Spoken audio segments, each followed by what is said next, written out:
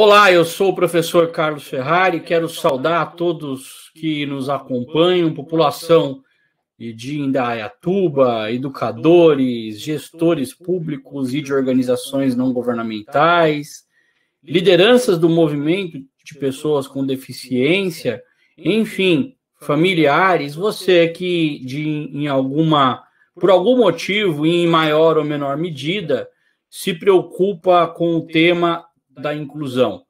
Pois é, a gente vai falar de inclusão nessa semana tão importante e histórica para a cidade, e falar da inclusão é sempre muito desafiador, muito instigante, e espero que eu possa contribuir para que, de fato, esse nosso papo de meia hora seja verdadeiramente transformador para você. Primeiro, me permita investir 1 ou 2 minutos para me apresentar e, por que não dizer, até para fazer uma propaganda do trabalho. Enfim, eu venho aqui falar com vocês a partir de 3 perspectivas. Eu trago a vocês reflexões sobre inclusão a partir da perspectiva de pessoa com deficiência. Pois é, eu sou cego desde que nasci, tecnicamente, enxergava bem pouquinho até os 6, 7 anos de idade, e aí isso gradativamente desapareceu, esse resíduo visual. E sim, eu preciso te contar isso porque é um elemento importante, não só para dar o tom desse papo nosso aqui, mas é um elemento importante para que você me conheça, porque a deficiência precisa ser compreendida como um elemento importante na definição da nossa humanidade, na nossa condição de ser humano, a nossa capacidade de se apresentar enquanto homens, mulheres, enquanto cidadãos e cidadãs. Então, ao falar de inclusão, quem vos fala é uma pessoa com deficiência, que tem essa experiência lavrada em cada gene, em cada pedacinho de DNA, há mais ou menos 44 anos e 10 meses, não menos, 44 anos e 6 meses, por aí. Bom, além de ser pessoa com deficiência, eu também sou educador, ou se você preferir, professor. Eu sou aquele cara que tem prazer de explicar as coisas, de ensinar, de encontrar determinados assuntos e fazer aquelas coisas que parecem difíceis se tornar fáceis, porque é isso que nós, educadores, professores, fazemos. A gente trabalha, a gente faz a ponte entre ideias difíceis e desejos amplos de acolher as tais ideias como coisas simples que podem ser transformadoras para o nosso cotidiano.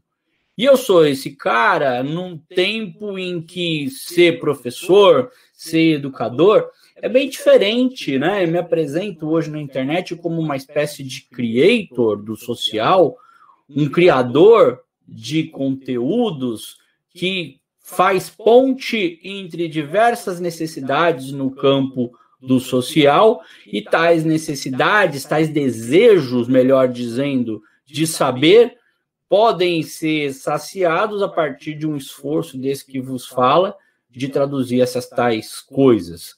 Então, quando eu venho te explicar um pouco sobre inclusão, é a partir dessa experiência de anos aí de sala de aula e agora de alguns meses de microfone, porque no pós-pandemia essa carga horária subiu substantivamente, a gente virou uma espécie de educador das redes também, enfim.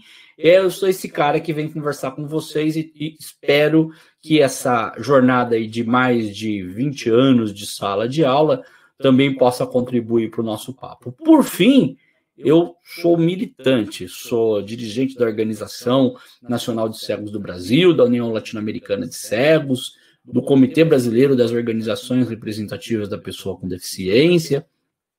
Então eu falo de um lugar de luta, de um lugar onde é importante se ter claro que o posicionamento político, sim, faz toda a diferença, e o meu posicionamento político não é o que vai dar o tom dessa conversa, porque, obviamente, o meu posicionamento político ele é sempre pactuado nas instâncias que eu atuo, mas é claro que o militante bota tempero nesse caldeirão. É claro que quando eu falo com vocês, eu trago na minha memória muitas das lutas que me fizeram chegar até aqui. Bom, se você gostar desse trabalho, você pode conhecer melhor a minha caminhada e até contratar o nosso trabalho por meio do site www.socialsoluções.com ou procurar no YouTube, no canal Social Soluções TV. Esse nosso papo aqui vai ser orientado com base num curso que está disponível lá chamado Facilitadores da Inclusão, uma viagem por experiências e aprendizados para quem quer construir uma sociedade inclusiva com mais do que boas intenções. É um curso que já está no ar, você pode contratar com preço de pré-venda e fazer no seu tempo, porque os vídeos são postados semanalmente, você vê quando você tem o tempo, tem o fôlego, e ainda tem alguns momentos onde você vai poder me encontrar nas redes e a gente vai fazer rodadas de conversa, onde você vai apresentar os teus exercícios, o teu trabalho, e a gente vai seguir junto com base em tudo que foi proposto nos vídeos. Mas vamos agora falar de conteúdo, porque é o que te interessa, né? Por que eu elenquei 5 elementos para a gente falar sobre inclusão? Primeiro, é muito importante ter clareza do que nós entendemos por inclusão. Eu trago uma proposição de conceito autoral. Existem muitas boas definições de inclusão, boa parte delas, infelizmente ou felizmente, eu fico sempre em dúvida ao dizer isso, você vai entender por quê. Boa parte dos conceitos relacionados à inclusão muito conectado a políticas específicas. E eu fico em dúvida se é bom isso ou ruim. O bom é que você tem muita gente olhando para a ideia de inclusão a partir de uma lupa específica. Você vai ter gente discutindo inclusão a partir do trabalho, da geração de renda, gente falando de inclusão produtiva, inclusão laboral, enfim. Você vai ter gente falando de inclusão a partir da lupa da educação inclusiva, e a inclusão tecnológica, e por aí vai. Mas a inclusão, para mim, aqui, ela é um guarda-chuva muito mais amplo. Então, eu vou falar com você, vou te apresentar um conceito onde eu te proponho a inclusão enquanto um paradigma. Olha, um paradigma é um conjunto de parâmetros ou um novo jeito de organizar a sociedade. Quando você diz eu vivo hoje sob o paradigma da inclusão, é porque o paradigma anterior, no caso, se a gente for fazer um resgate histórico, o paradigma da integração não lhe cabe mais, se não na totalidade, mas em boa parte. A gente pode viver uma transição de paradigma? Geralmente a gente vive, porque a vida não é como uma caixa de disjuntor, onde um cai e outro talvez fique de pé. A vida, ela acontece muito suave, né? Tanto que a gente nem percebe as transformações de paradigma.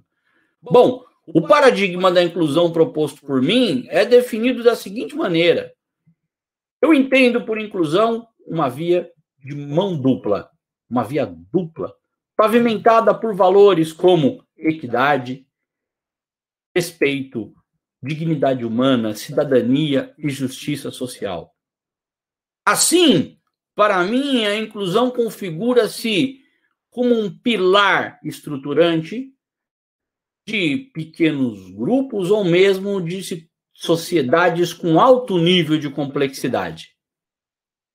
Eu vou repetir para você o que é inclusão para o Carlos Ferrari baseado em toda essa salada de vida que eu apresentei para vocês nos primeiros 6 minutos de vídeo. Para mim, inclusão é uma via de mão dupla, pavimentada por valores como respeito, cidadania, dignidade humana e justiça social.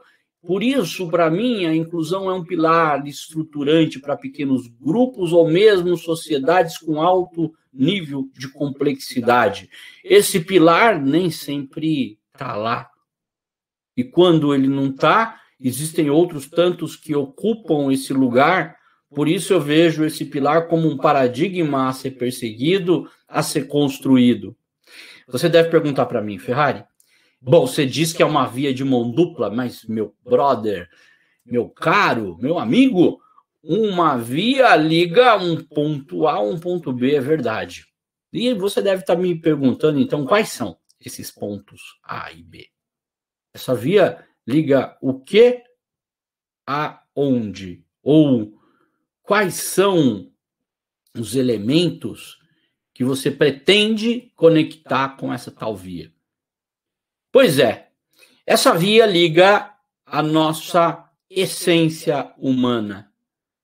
A inclusão é um paradigma essencialmente humano e essa via conecta a nossa capacidade de exercer a nossa humanidade. Ah, mas então você quer dizer que só existe inclusão protagonizada por pessoas? Sem dúvida. Mas em uma cidade inclusiva, onde a gente tem rampa pelas ruas, a gente tem... Isso tudo são decisões que garantem acessibilidade. Infelizmente, a gente não vai ter tempo para aprofundar, para diferenciar os conceitos, mas veja, superficialmente dizendo é assim, ó, a decisão humana garante acessibilidade, garante desenho universal, garante tecnologias assistivas, um monte de ideias que estão, inclusive, ratificadas, manifestas no artigo 3º da Lei Brasileira de Inclusão, por meio de definições. Está tudo lá. Mas para que isso vire realidade transformadora de vida, precisa de decisão humana para a coisa acontecer. Por isso, eu afirmo que a via de mão dupla pavimenta e conecta humanidades, conecta ao nosso jeito de ser. E essa via precisa estar com um pavimento muito consistente, com massa asfáltica. Precisa estar lisinha. Um tapetão, né? Um tapetão como a Bandeirantes, que nos leva até essa cidade tão querida, a Anhanguera. Né? E veja, qual é essa massa asfáltica? Essa massa asfáltica é composta por valores. Logo, a gente pode dizer que a gente também compreende a inclusão como uma abordagem ética. A gente está falando de uma ética de inclusão. Não dá tempo também da gente se aprofundar, porque teríamos que explicar cada um desses valores para que você compreenda qual é a complexidade que faz com que eu decida por um ou por outro, mas você pode sair desse nosso encontro dizendo que quando eu defendo inclusão, eu estou me posicionando eticamente diante da sociedade. Beleza? Bom, agora que você tem a clareza do que é inclusão, vamos falar dos cinco elementos essenciais que lá no meu curso Facilitadores da Inclusão, disponível em www.socialsoluções.com, olha eu fazendo propaganda de novo, eu quero muito que você faça esse curso, quero muito mesmo, porque lá a gente vai poder conversar bem mais. Lá eu aponto 5 equívocos recorrentes, que também podem ser tratados como elementos essenciais. Por que eu não chamei de equívocos recorrentes? Porque lá eu apresento isso como equívoco e depois eu vou trabalhar nos outros módulos como eles se transformam em elementos essenciais. Aqui, como a gente vai ter só um encontro, você vai entender por que é tão importante compreender esses tais elementos para compreender inclusão. Então, o primeiro diz respeito a o que se pretende quando a gente busca a inclusão. Muitos dizem que se pretende conseguir mais direitos, e isso é muito verdade. O que não é verdade é pensar que sempre que eu estou lutando por direitos, eu estou fazendo inclusão. Muita gente luta por direitos da pessoa com deficiência, mas ainda não orientados pelo paradigma da inclusão. Porque não tem a convicção plena de que esse é a postura social ou a postura ética social a ser tomada, porque ainda não tem a profundidade do conceito, enfim, por vários motivos.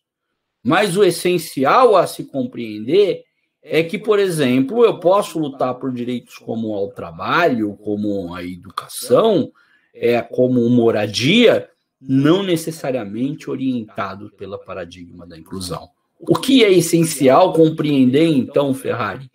Que a luta por direitos, para ser inclusiva, ela precisa considerar o exercício do direito numa sociedade plena e diversa. Você quer um exemplo? Essa hora você deve estar se mexendo na cadeira, porque pode estar difícil compreender isso aqui. Então vamos lá. Vamos imaginar que você conseguiu o direito à moradia para pessoas com deficiências de Indaiatuba.